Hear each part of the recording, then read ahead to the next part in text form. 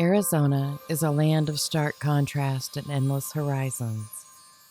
From the towering red rocks of Monument Valley to the sprawling Sonoran Desert, the state's beauty is breathtaking. But beneath its sun-drenched surface, a darker side lurks, a side where shadows stretch long and lost voices echo through the canyons. The silence of the nighttime desert holds secrets of those whose footsteps were suddenly stopped, and the landscapes tell tales of those who vanished without a trace. For every lost soul, there is a family waiting. For every cold case, there is a story left untold. Welcome back to the Agatha Mae Detective Agency. I'm Agatha Mae, and I'm so glad you're here.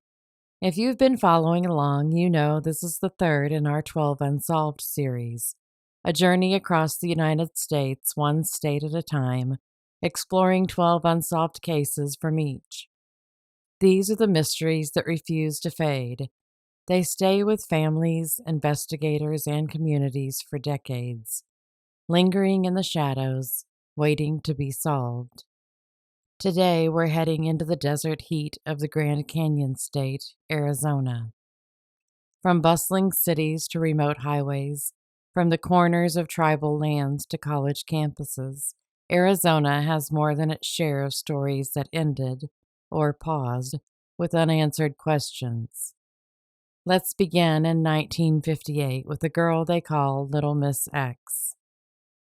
On Halloween 1958, a man and his son were out hunting in the woods about 10 miles southeast of the Grand Canyon. Instead of wildlife, they stumbled across skeletal remains, the remnants of a young girl estimated to be between 11 and 14 years old. She was petite, 5 feet tall, 105 pounds, with reddish-brown hair that had been dyed a lighter color. There was clothing found at the scene, plaid capris, a white cardigan, and undergarments. Also nearby were personal effects that included a small jar of Pond's cold cream, a powder puff with traces of tan-colored makeup, a gold chain, and a nail file case marked with the letters P and R. She was nicknamed Little Miss X, but no one has ever come forward to give her a real name. Artist Barton Wright created a sketch and even a clay reconstruction of Little Miss X when her remains were first discovered, but the clay piece has been lost. In the 1960s, her remains were exhumed in an effort to match her to a missing girl, but sadly there was no match, and poor record-keeping led to those remains being lost as well. Today, investigators believe she could be buried somewhere in Citizens Cemetery, but don't know where exactly. She is there, still waiting to be found in more ways than one. A more recent reconstruction was created by the NCMEC. To me, it doesn't resemble Wright's version at all, but that is more than likely due to the advances in reconstruction technology. If you know who Little Miss X might be, please call the Coconino County Sheriff's Department at 928-774-4523 and reference case number 509-01397. Mark Weller was 28 years old when he disappeared just before Thanksgiving in 1985. He was reliable and called his mother every day. Those daily calls stopped on November 26th. Mark had plans to head to San Francisco and was last seen at a retail store in Kingman, Arizona. He was supposed to pick up a suit he was having altered, but never picked it up. His suitcase was packed, and his girlfriend said it was ready, sitting there at home, but Mark never returned to grab it. He left behind his clothing, his belongings, everything. Foul play is suspected. If he's still alive, he may be using the name Mark Weller Whitson. He's a white male, 6 feet tall, with brown hair. If you know anything about where Mark Weller might have gone, or what might have happened to him, please contact the Kingman Police Department at 928-753-2191. 12-year-old James Hendrickson, nicknamed Jimmy, had a choice. He could either go on a trip with his mom and sister or stay behind in Tucson with the babysitter. he chose to stay. On June 11th, 1991, Jimmy spent the night at the home of his babysitter's cousin. The next morning, he was walking home but never made it. A witness spotted him near Oracle Road and Grant Road. That was his final confirmed sighting. There's a possibility he might have stopped at a nearby 7-Eleven or Circle K. Police initially thought maybe he'd run away. Then came an odd twist that doesn't jibe with the witness's account. A 4-year-old who had also stayed the night with that babysitter's cousin told police that 2 bad men had come into the house, wrapped Jimmy in a blanket, and taken him to Mexico. He even led officers to the Santa Cruz River, pointing across it and saying, "That's Mexico." Investigators later learned that the babysitter's cousin had a disturbing criminal history, including sexual deviance. He was questioned, but no charges were ever brought. Jimmy has blonde hair, blue eyes, and a scar near his hairline. If you know anything about his disappearance, please contact the Tucson Police Department at 520-791-5159.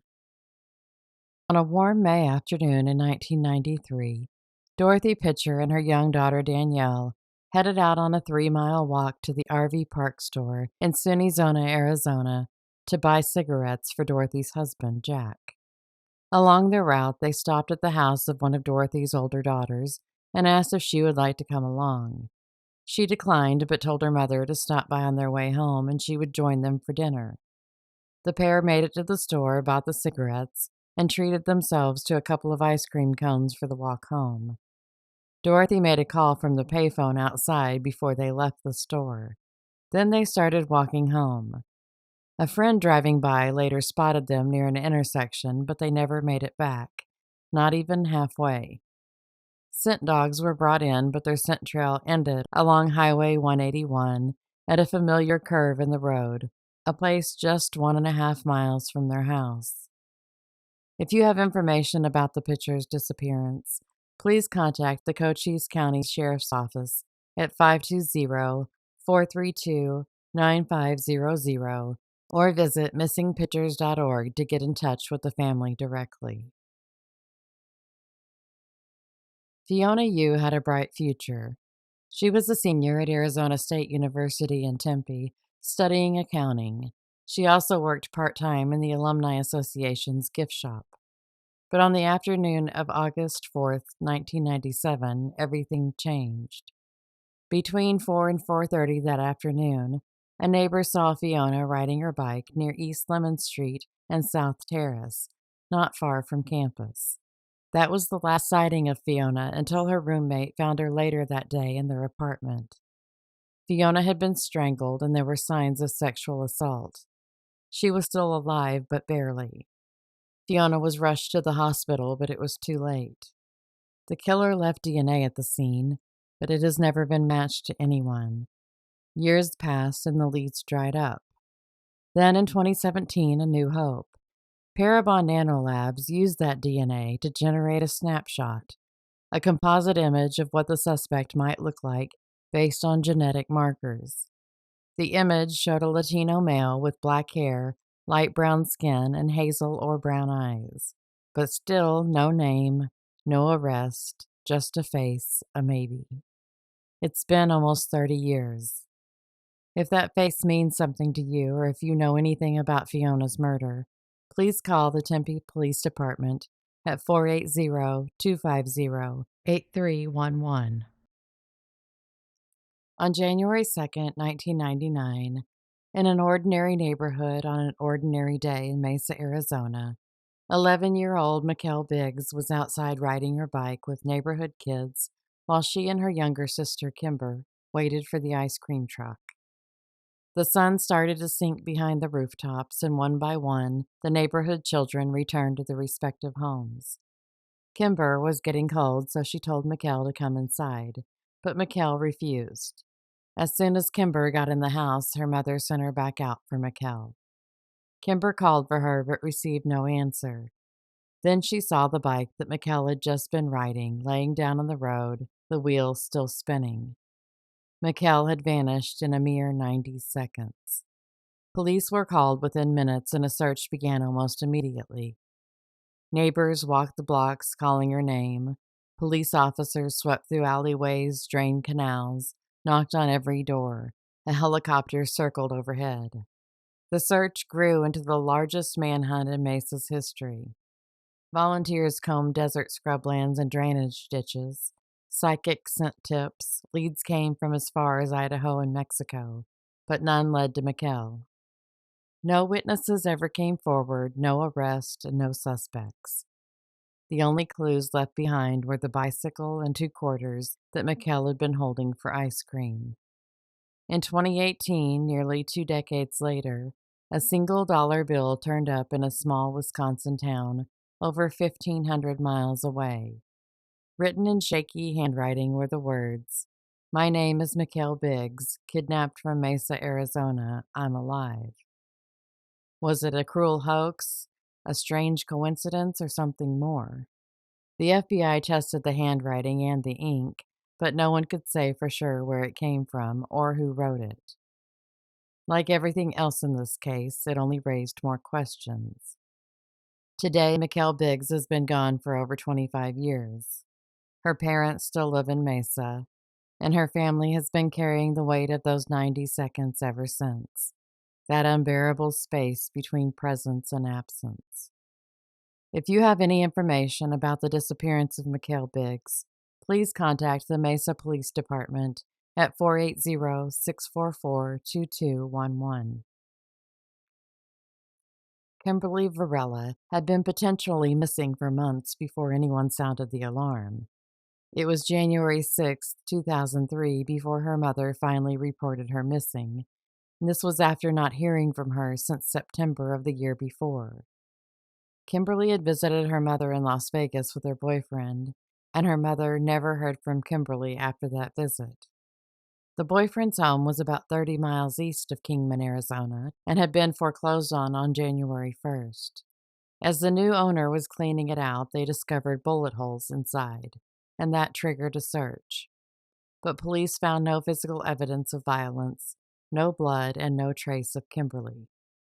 When asked, the boyfriend said Kimberly had just left, that she'd done it before and he didn't think much of it. If you know what happened to Kimberly, please call the Mojave County Sheriff's Department at 928-753-0753. On October 1st, 2006, a girl's body was found in the desert west of Cowlick Village on the Thana Otham Nation in Pima County. She was young, maybe 16 to 22, just over 5 feet tall. She was wearing a brown shirt, a denim skirt, and brown Raccoon brand shoes. She also had a bag with her that held 4 Padraics, 1 red lipstick, 1 eye makeup brush, a pair of tweezers, a multicolored notepad, and 2 fragments of lined notebook paper or graph paper containing written numbers. It's possible the numbers are a phone number. Unidentified Wiki claims that the phone number was registered under the name Angel Montez, but no one ever answered the phone when called. Authorities have only reported that they had no luck calling the possible phone number. If it is a phone number, the area code is for Columbus, Ohio. I was able to locate 2 individuals named Angel Montez that had lived in Columbus, but neither were associated with that phone number. We don't know her name. We don't know how she died. We don't even know if she died here or if someone took her to Pima County to vanish forever. If you know who she is or who she was with, call the Pima County office of the medical examiner at 520-724-8600, and the reference case number is ML061852. September 11th, 2008, was the kind of day when the desert breathes again. Heavy rains had passed through, and the Santa Cruz River was swollen, rushing through an otherwise dry land near Red Rock, Arizona. Near the river, on a remote stretch of land, the body of a young woman was found. Investigators believe she was between 15 and 22 years old, Hispanic, about 5 foot 2 inches, with black hair. She wore a red, blue, and white Costco sport shirt, black pants, and black Reebok sneakers. She had $123 in her possession, but no wallet or identification. There were no immediate signs of what happened to her, and how she came to be in that isolated patch of desert, or who may have led her there, is still unknown. She has remained a Jane Doe for over 15 years. If you have any information that could help identify her, please contact the Pinal County Medical Examiner's Office at 520-866-7260. It was mid-September 2016, and the long road between Texas and California stretched endlessly ahead. Jonathan Heamer was making the trip with a companion. The two of them were traveling in a truck hauling a trailer with a motorcycle inside. On the evening of September 15th, they stopped in Seligman, Arizona, a small Route 66 town with a quiet desert backdrop. At 9 o'clock that night, Jonathan's traveling partner decided to switch things up. He took the motorcycle off the trailer, climbed on, and told Jonathan to follow in the truck. They made a plan to meet at the 76 gas station in Kingman, which was about an hour's drive west. But Jonathan never arrived. The next morning, the truck was found abandoned near mile marker 10.5 on Highway 93 on a remote stretch south of the Hoover Dam. The vehicle was unlocked, and Jonathan's belongings were still inside, everything except for his wallet and the truck keys. There was no sign of struggle and no footprints, and no indication of where he might have gone. Aerial and ground teams combed the area, but the desert gave up nothing. Jonathan Heamer had vanished into the vastness of northern Arizona without a trace. If you know anything about Jonathan's disappearance, please contact the Arizona Department of Public Safety at 602-223-2359. Another disappearance on Highway 93 happened 5 years later. On August 21st, 2021, James Daniels Jr. went missing on a long, winding stretch of Arizona Desert Highway between Kingman and Wickenburg. James was helping a friend, Tony, move from Nevada to Mississippi. James was driving a box truck towing a trailer packed with Tony's belongings, and Tony was driving a separate vehicle. They were supposed to be traveling together, but somewhere along that remote highway, something went wrong. A flat tire. The kind of inconvenience that's usually just a speed bump. Tony drove off to find help, leaving James behind with the truck, the trailer, and his dog, a brown and white spaniel named Penny. That's the last time anyone who knew James saw him. Between 3 and 4 a.m., multiple motorists called in reports of a man walking along the highway, disoriented, barefoot, and confused. He matched James's description. At 4:30, an Arizona state trooper found the abandoned truck. Penny was there, but bolted into the desert as the trooper approached her. James wasn't anywhere around the area. The next afternoon, Tony came back and the truck was gone, and so was James. According to friends of Tony's, he called a woman he knew in Phoenix, and she told him he could stay with her for a few days. She has allegedly said that when he showed up, he was acting off, and the first thing he did was wash the clothes he was wearing, and then wash them a few more times during the next 3 days. Tony's truck had been located at an impound yard, and he retrieved it and began selling items out of it at local pawn shops while he was staying with the friend. He said he needed the money to get back on the road. Why did he suddenly not have enough money to move if he was in the middle of a move? In a forensic search of James's cell phone, it pinged its last known location at Ajo, Arizona. Ajo is a desert town just miles from the Mexican border and 2 hours south of that flat tire on Highway 93. If you know anything about James's disappearance, please contact the Yavapai County Sheriff's Office at 928-771-3260. It was just past 1:30 a.m. on January 28, 2024, when an Arizona state trooper spotted a vehicle pulled onto the shoulder near Alma School Road in Mesa, Arizona. Inside, 50-year-old Keith Henyan sat slumped behind the wheel, dead from a gunshot wound. He had been heading home from a business trip in Las Vegas. There were no tire tracks or broken glass and no sign of a struggle.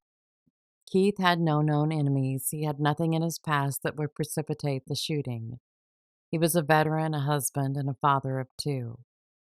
His wife Elizabeth and their children have made public appeals, but no one has come forward. If you have any information about Keith's case, please contact the Arizona Department of Public Safety tip line at 602-223-2212 and refer to case number I-2400-5725. 12 lives, 12 unsolved mysteries, lost in Arizona's parched deserts, winding canyons, and restless cities. These stories remain suspended in time, waiting for the right person to hear them. Someone who holds the missing piece, someone who's ready to speak the truth. Thank you so much for listening. Join me next time as we head west to the hills, hollows, and rustling pines of Arkansas for our next chapter in 12 Unsolved. Until next time, stay safe and be happy.